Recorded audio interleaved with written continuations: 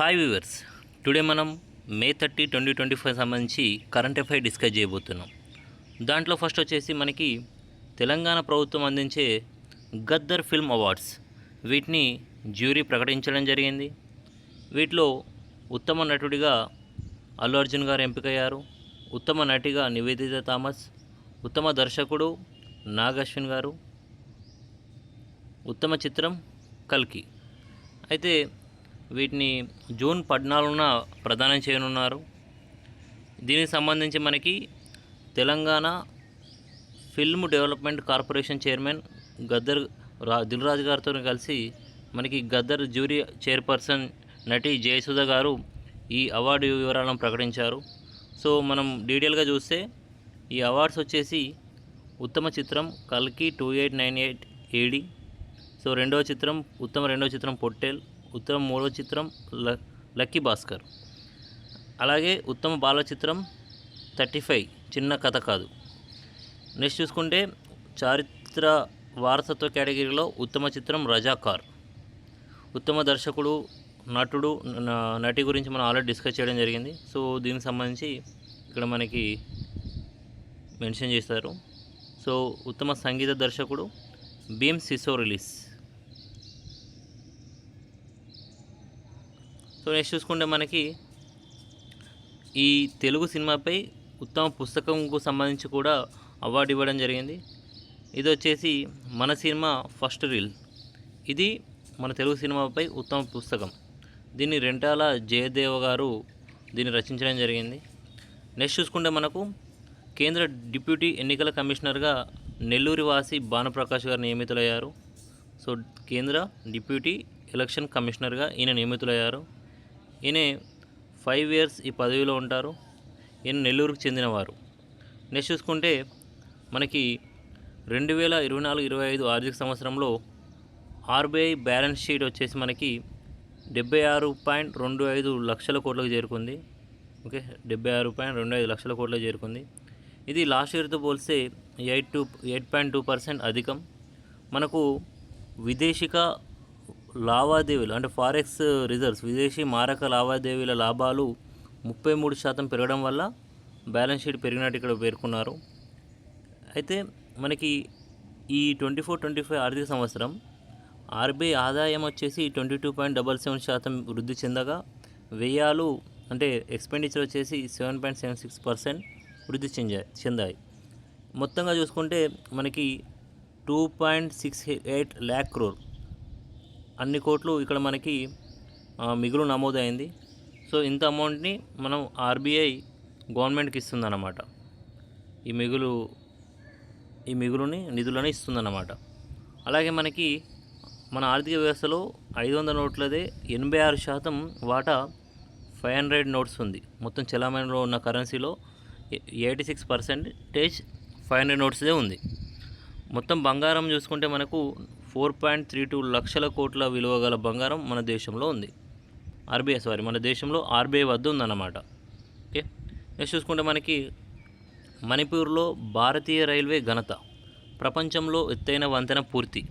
ఇది చూసుకుంటే మనకి వంతెన 164, బ్రిడ్జ్ 124, దీన్నే నోని బ్రిడ్జ్ అంటారు. ఈ నోని బ్రిడ్జ్ వచ్చేసి మనకి నిర్మాణం పూర్తి చేశారు, భారత రైల్వే వారు పూర్తి చేశారు. సో ఇది 141 మీటర్స్ ఎత్తులో ఉంటుంది. ఇది ప్రపంచంలోనే ఎత్తైన రైల్వే పియర్ బ్రిడ్జ్గా గుర్తింపు పొందింది, రైల్వే పియర్ బ్రిడ్జ్. అయితే ఈ నిర్మాణంలో ఈశాన్య సరిహద్దు రైల్వే సరికొత్త మైలురాయిని అధిగమించిందని చెప్పారు. చూసుకుంటే మనకి ఇక్కడ ఇది టోటల్గా ఈ బ్రిడ్జిని 111 కిలోమీటర్ల జాజిబామ్ ఇంపాల్ అనుసంధాన ప్రాజెక్టులో భాగంగా నిర్మించారు. జాజిబామ్ ఇంపాల్ ఈ నగరాల అనుసంధాన ప్రాజెక్టులో భాగంగా ఈ వంతెన 164 లేదా నోని బ్రిడ్జిని నిర్మించారన్నమాట. అయితే దీంట్లో ఈ నిర్మాణంలో P3, P4 అనే పెద్ద స్తంభాలు ఉన్నాయి. ఇవి ఒక్కోటి 141 కిలోమీటర్స్ ఉంటాయి. ఇవి P3, P4 అనేటివి ఇవి అన్నమాట, ఈ రెండు. అయితే ఈ బ్రిడ్జి నిర్మాణంలో గూర్ఖా రైఫిల్స్ సహకారం అందించిందన్నమాట. నెక్స్ట్ చూసుకుంటే మనకి సో దోస్త్ దోస్త్ సంబంధించి డిగ్రీ ఆన్లైన్ సర్వీసెస్ తెలంగాణ.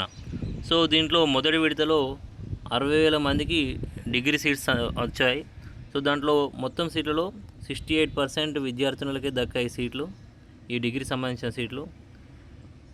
ఓవరాల్గా చూసుకుంటే బీకామ్ కోర్సుల్లో ఎక్కువ మంది జాయిన్ అయ్యారు. నెక్స్ట్ చూసుకుంటే మనకి పోలవరం ముంపుపై ఐఐటి హైదరాబాద్ అధ్యయనం. అయితే 7 అంశాలపై మనకు నివేదిక ఇవ్వనుంది ఐఐటి హైదరాబాద్. సో మేజర్గా అయితే వరదల సమయంలో చేపట్టాల్సిన చర్యలపైన దృష్టి సారించనున్నారు.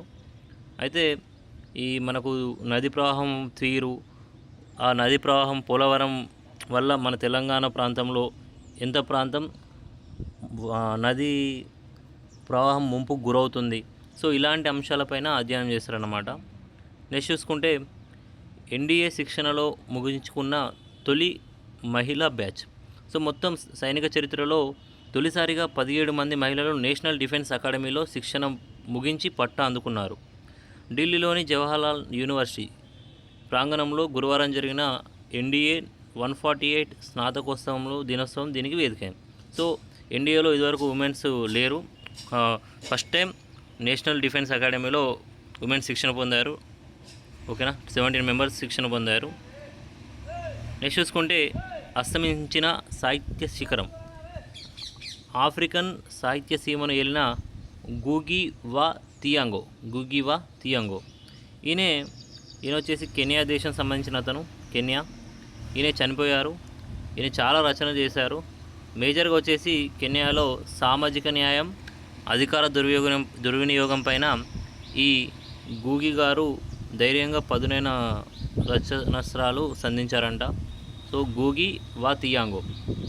నెక్స్ట్ చూసుకుంటే మనకి వృద్ధి జోరులో మనమే టాప్. అట్లా చూసుకుంటే ఇంతకుముందు ఆర్బీఐ బ్యాలెన్స్ షీట్ చూసినాం కదా, 76.25 లక్షల కోట్లు. సో ఈ మెరుగైన వృద్ధితో 2.7 లక్షల కోట్లు డివిడెండ్ ఇవ్వనుంది ఆర్బీఐ. మనకు చూసుకుంటే 8.2% వృద్ధి, ఇదన్నమాట. ఓకే, నెక్స్ట్ చూసుకుంటే జ్యోతి ఎర్రాజీ గారికి స్వర్ణం. వీరికి 100 మీటర్స్ హర్డిల్స్లో రికార్డు టైమింగ్ 12.96 సెకండ్స్లో 100 మీటర్ హర్డిల్స్ని వీరు పూర్తి చేశారు. 12.96 ఇది ఆల్ టైమ్ హైయెస్ట్ రికార్డ్ అన్నమాట. సో వీరికంటే ముందు ను ఈ పింగ్ చైనా, వీరికి 12.99 సెకండ్స్ ఉండే. సో ఇప్పుడు ఆమె కంటే జ్యోతి ఎర్రాజీ మొత్తం ఆల్ టైమ్ హైయెస్ట్గా 12.96 సెకండ్స్లో ఈ 100 మీటర్ హర్డిల్స్ని పూర్తి చేసింది. ఇది ఆసియా అథ్లెటిక్స్ సంబంధించి న్యూస్ అన్నమాట. ఆసియా అథ్లెటిక్స్లో జ్యోతి ఎర్రాజీ గారు 100 మీటర్స్ హర్డిల్స్లో 12.96 రికార్డ్ టైమింగ్తో పూర్తి చేశారు. నెక్స్ట్ చూసుకుంటే సుప్రీంకోర్టులో కొత్తగా 3 జడ్జీలు నియమితులయ్యారు. వారు వచ్చేసి జస్టిస్ ఎన్వి అంజరియా, అలాగే జస్టిస్ విజయ్ బిష్ణోయ్, తర్వాత జస్టిస్ ఏఎస్ చందూర్కర్. సో వీరు 3 నియమితులైనట్టు మన న్యాయశాఖ మంత్రి అర్జున్ రామ్ మేఘ్వాల్ గారు ప్రకటించారు. ఓకే, మొత్తం సుప్రీంకోర్టులో 34 మెంబర్స్ జడ్జిలు ఉండాలి. 33+1 సిజేఐ గారితో కలిపితే మనకి మొత్తం 34 ఉండాలి. ఓకేనా. నెక్స్ట్ చూసుకుంటే మనకు రాజ్యాంగబద్ధ పదవులకు సంబంధించి రీసెంట్గా ఇప్పుడు ప్రజెంట్ ఎవరెవరు ఉన్నారని చెప్పేసి ఎన్నికల సంఘం వచ్చేసి కేంద్ర ఎన్నికల సంఘం చైర్మన్ వచ్చేసి జ్ఞానేష్ కుమార్ గారు, కమిషనర్ వచ్చేసి అలాగే union public service commission chairman వచ్చేసి అజయ్ కుమార్ గారు ఉన్నారు. కాగ్ వచ్చేసి సంజయ్ మూర్తి, అటార్నీ జనరల్ వెంకటరామన్ గారు, 15th finance commission NK Singh, 16th finance commission chairman Arvind పనేగరియా గారు ఉన్నారు. అలాగే SC commission chairman Kishore Makwana, ST commission chairman Anand Singh Arya, BC commission chairman Hansraj Gangaram. ఇది ప్రజెంట్ 25 మేకి సంబంధించి. ఇక్కడ కొన్ని ఎస్ఎస్సి సంబంధించి కొన్ని బిట్స్ ఇవ్వడం జరిగింది. సో మీరు పాజ్ చేసుకొని వీటిని చేయండి. ఓకే, నెక్స్ట్ చూసుకుంటే మనకి త్రిబుల్ ఐటీలో దరఖాస్తులకు వేలాయే. So triple IT 10th marks ఆధారంగా విద్యార్థులు సాధించిన మార్కుల ఆధారంగా దీంట్లో అడ్మిషన్స్ ఉంటాయన్నమాట. టోటల్ 1500 మెంబర్స్కి అడ్మిషన్స్ ఉన్నాయి. సో దరఖాస్తు తేదీ వచ్చేసి ఈ 31st మే నుంచి వెళ్ళి 31st మే టు జూన్ 21 వరకు దరఖాస్తు తేదీ ఉంది. జూన్ 21. ఓకే, సో ఇక్కడ వరకు. సో దీనికి సంబంధించి దరఖాస్తులు చేసుకోవచ్చు. సో ఎక్కువ మార్కులు వచ్చిన వాళ్ళకి దీంట్లో ప్రవేశాలు ఇస్తారన్నమాట. ఇక్కడ ఇతరులకు 3500, ఇతరులకు సంబంధించి ప్రవేశానికి 3500, ఎస్సీ ఎస్టీ అభ్యర్థులు అయితే 3000 చెల్లించాలి. సో దీనికి సంబంధించిన ఇక్కడ మనకు మినిమం 18 ఇయర్స్ ఉండాలి. 31/12/2024 వరకు 18 ఇయర్స్. ఎస్సీ ఎస్టీ అభ్యర్థులు అయితే 21 ఏళ్ళు మించి ఉండకూడదు, అంత మించి ఉండకూడదు. సో 18 ఇయర్స్ లోపే ఉండాలి. ఎస్సీ ఎస్టీ అభ్యర్థులు అయితే 21 ఇయర్స్ లోపు ఉండాలి. సో ఇక్కడ మనం చూసుకోవచ్చు మిగతాయి కూడా. Thank you.